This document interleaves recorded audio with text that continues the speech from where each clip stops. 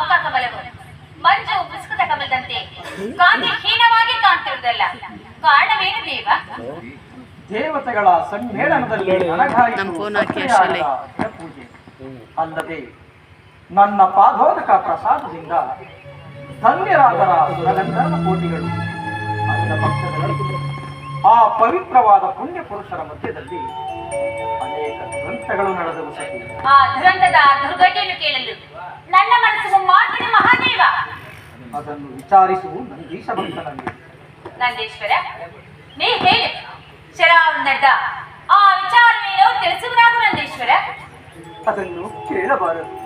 ಸರ್ವೇಶ್ವರನ ಧರ್ಮಪತ್ನಿಯು ಕೇಳಿದರೆ ನಿಮ್ಮ ಮನ ಮರುಗೋದು ತಾಯಿ. ನಂದೀಶ್ವರ, ನನ್ನ ಮನ ಮರುಗುವುದಕ್ಕೆ ಮಹಾದೇವ ಮುಖಕಾಂತಿಯೇ ಕಾರಣವಾದದ್ದು. ಮರೆಮಾಚಬೇಡ. ನನ್ನ ಪತಿಗಾದ ಬೇಸರ ಯಾರಿಂದುಂಟಾಯಿತು ತಿಳಿಸುವುದಾಗು. ಆದಿಶಕ್ತಿಯ ಅರಸನ ಅಂದವಾದ ಮುಖವು ಕಾಂತಿಗೊಂಡಿದ್ರೆ ಕೈ ಕಂಕಣ ನೋಡುವುದಕ್ಕೆ ಕನ್ನಡಿ ಪತಿಯ ಮುಖವನ್ನು ನೋಡ್ತಿದ್ದರೆ ನನಗೆ ಮಕ್ಕಳು ಏನಾಯ್ತು ಎಂದು ಹೇಳಬಾರ್ದೆ. ದೇವಿ, ಸೂರ್ಯನ ಕಿರಣಗಳು ಸೋಕಿದರೆ ಕ್ಷಣ ಮಾತ್ರದಲ್ಲಿ ಮಂಜಿನ ಅಣಿಗಳ ಮುಸುಕಿದರೆ ತಾವರಿಗೆ ಭಂಗವೇ? ನಿಧಾನಿಸು ನಂದೀಶ್ವರ. ಕುಬೇರನ ಕೊಳದಲ್ಲಿರುವ ತಾವರೆ ಆದರೇನು, ಅದು ಕಾಲಗತಿಯಲ್ಲಿ ಕಂದಿ ಹಾಳಾಗುವುದು. ಕೇಳಿದ ನಂದೀಶ್ವರ, ಪರಶಿವನ ಪವಿತ್ರವಾದ ಮನಸ್ಸಿಗೆ ಶಾಂತಿ ಇಲ್ಲ.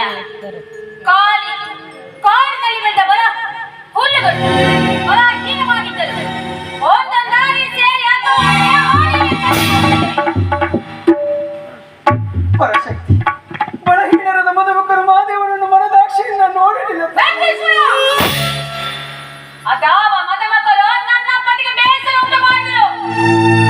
ಭವಾನಿ, ಹಸಿವು ಬಾಯಾರಿಕೆಯನ್ನು ನಿವಾರಿಸಿಕೊಳ್ಳಲು ಯೋಗ್ಯವಾದ ಜನದಲ್ಲಿ ಭೂಷಣಗಳು ವಾಸ ಮಾಡುತ್ತಿದ್ದಂತೆ ಆ ಪುಣ್ಯ ಸತ್ಯವನ್ನು ವಾಸವಾಯಿತು ತಾಯಿ.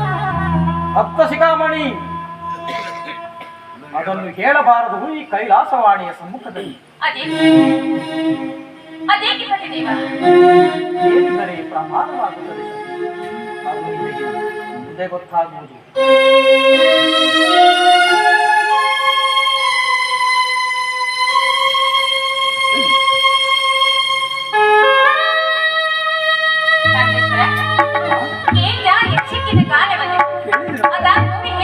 ಕ್ಷಣಾರ್ಧದಲ್ಲಿ ಹೇಳುವಂತಾಯಿ. ಅಮ್ಮ ಅಮ್ಮ ಅವರೇ ಆದಿಶಕ್ತಿ ಹಿರಿಯ ಸಹೋದರಿಯರು ದಕ್ಷರಾಜನ ಮನೆಯಲ್ಲಿ ನಡೆಯುತ್ತಿರುವ ದಕ್ಷ ಯಜ್ಞಕ್ಕೆ ಹೋಗುತ್ತಿರುವರು. ಅದಿರಲಿ ಪರಮೇಶ್ವರ, ಶಿವಗಣಧೀಶರು ನೋಡಿಕೊಂಡವರು ಅಪ್ಪಣೆಯಾಗಬೇಕು. ಶಿವಗಣಾಧೀಶ್ವರರು ಸೇರು ಹೋಗಿ ಬಾರಂದೀಶ್ವರ ಮಂಗಳವಾಗಲಿ. ನಂದೀಶ್ವರನ ಮಾತು ಕೇಳಲಿಲ್ಲವೇ ದೇವ?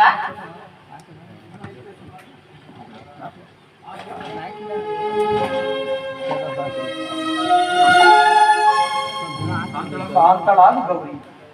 ನಿನ್ನ ಹಿರಿಯ ಸಹೋದರಿಯರು ದಕ್ಷಿಣಾಲಯಕ್ಕೆ ಹೋಗುತ್ತಿರುವುದನ್ನು ನಾನು ಪರಮೇಶ್ವರ ಅತ್ತನು ಆ ಗಗನ ಮಾರ್ಗದಲ್ಲಿ ಸುಂದರವಾದ ವಿಮಾನದಲ್ಲಿ ಅನೇಕ ಗಂಧರ್ವ ನಾರಿಯರು ಸುರ ಕಿನ್ನರ ಗೀತೆಗಳನ್ನು ಆಡುತ್ತಾ ಸಾಲು ಸಾಲಾಗಿ ದಕ್ಷಿಣ ನೀ ನೋಡಿದ್ದೇನೆ.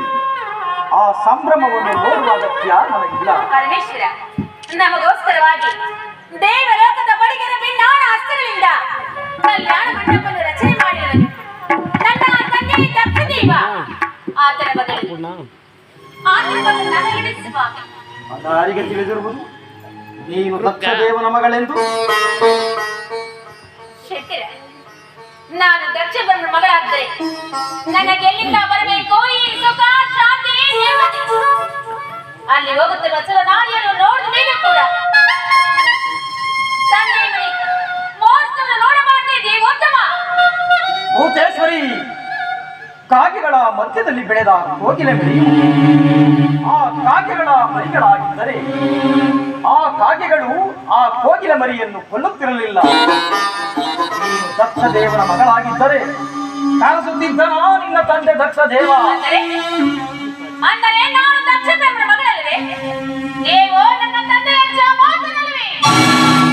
ಅಂಗಡ, ನೀನು ದಕ್ಷದೇವನ ಮಗಳೂ ಅಲ್ಲ, ನಾನು ಅಳಿಯನೂ ಅಲ್ಲ.